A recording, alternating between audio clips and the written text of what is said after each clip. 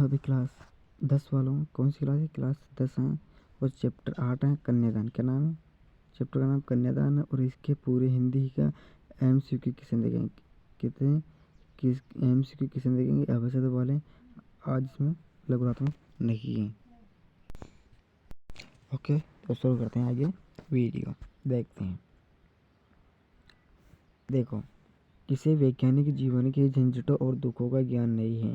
जो ये पाठ दिया गया है कन्यादान, उसमें वैज्ञानिक जीवन के झंझटों और दुखों का ज्ञान नहीं है, तो बिल्कुल करेक्ट आंसर होगा लड़की को। यानी कि जो लड़की है उसका कन्यादान हो रहा है, तो लड़की को किसी भी प्रकार का ज्ञान नहीं है। ओके दोस्तों, तुक्कों और कुछ लयबद्ध पंक्तियों से क्या आशय है? तो तुक्के और कुछ लयबद्ध पंक्तियाँ उसे क्या आशय हैं? तो उनसे स्पष्ट होता है दोस्तों कि स्पष्ट बात को समझना। क्या है? स्पष्ट जो बात कही है उसको समझना। अगला प्रश्न है, माँ की अंतिम पूंजी किसे कहा गया है?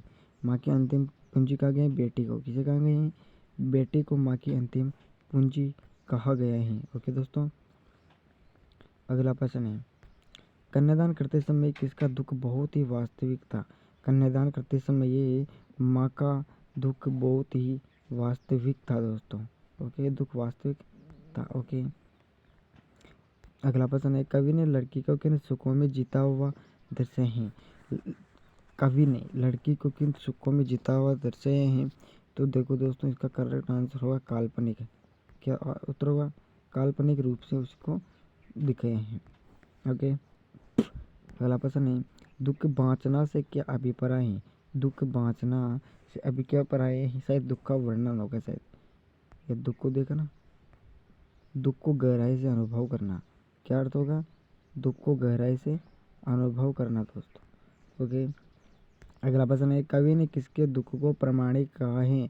कवि ने किसके दुख को प्रामाणिक कहा है? तो माँ के दुख को प्रामाणिक कहा है दोस्तों। ओके, अगला प्रश्न है, कवि ने किसे धुंधले प्रकाश की पाटिका की बताया है? कवि ने किसे धुंधले प्रकाश की पाटिका बताया है? तो बेटी को बताया है। ओके दोस्तों, अगला प्रश्न है, लड़की की माँ को लड़की के किन दुखों की चिंता है? लड़की के माँ को लड़की को के किन दुखों की चिंता है?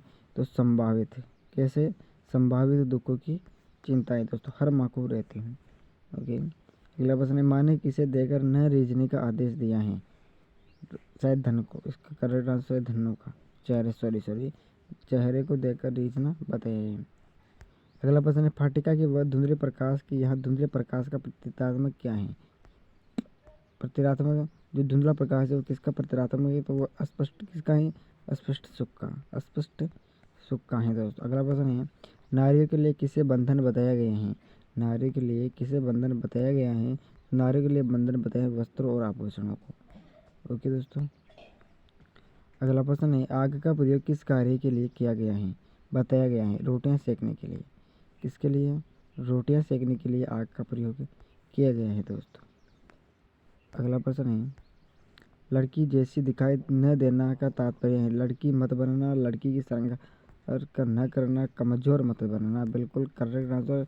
मतलब लड़की जैसे दिखाई देना यानी कि कमजोर मत बनना, साथ का साथ रहना, यानी कि डट कर मुकाबला करना। माँ ने बेटी को किस पर मोहित न होने की शिक्षा दी है? तो भाई दोस्तों, सरल स्वभाव, सुंदरता। किस पर? सुंदरता पर मोहित, किसकी सुंदरता पर मोहित मत होना, चाहे लड़का हो चाहे लड़की हो। लड़की को किसका अनुभव नहीं था? लड़की को किसका अनुभव नहीं था? तो लड़की को दुख का अनुभव नहीं था दोस्तों। ओके, अगला प्रश्न है, तुक और लय कविता में किसका संचार करती है? तुक और लय कविता में किसका संचार करती है? तो दोस्तों ये करती है आनंद का। किसका? आनंद का करती है। अगला प्रश्न है, हर कन्या विवाह से पूर्व वैवाहिक जीवन के बारे में कैसी कल्पना करती है? हर कन्या विवाह से पहले विवाहिक जीवन के बारे में कैसी कल्पना करती हैं? तो शायद वो मधुर जीवन, रंगहीन जीवन की, यानी कि ये हमारा जीवन यानी कि वैवाहिक जीवन बहुत रंगीन होगा। अगला प्रश्न, धुंधला प्रकाश किसका प्रतीक है? जो धुंधला प्रकाश है वो है अस्पष्ट सुख का। किसका है दोस्तों? अस्पष्ट का। लास्ट एंड फाइनल क्वेश्चन है 20वां, दुख बांटना शब्द में निहित अर्थ क्या है? दुख बांचना शब्द में निहित अर्थ क्या है? बांचना क्या है? तो है जीवन में आने वाले दुखों की समझ न होना। ओके, तुम्हारे 20 MCQ क्वेश्चन कंप्लीट हो चुके हैं। इसी तरह के आपके क्वेश्चन आएंगे। ओके, कल मिलेंगे दूसरा नवी पार्ट में। ओके, जय हिंद जय भारत।